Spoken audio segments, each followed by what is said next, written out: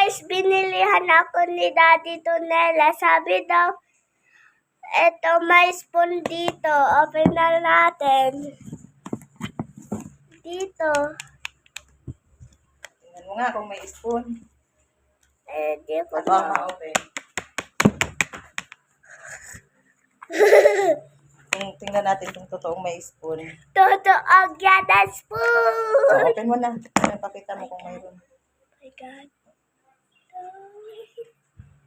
Wala siya spoon. Natusok pa ako. Natusok ito. Nagkakaga. Excited yan. Teka lang. Wag mo open sarili. Pakita mo nga kung mayroon talaga spoon. Wala. Wala naman ah.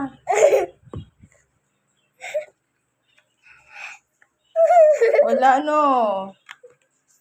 Sinungaling man yun si ano. Wala man siya spoon. Siya. Open mo na.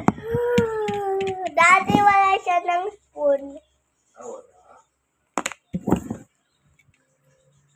O, babay ka na kasi wala naman spoon. Bye-bye.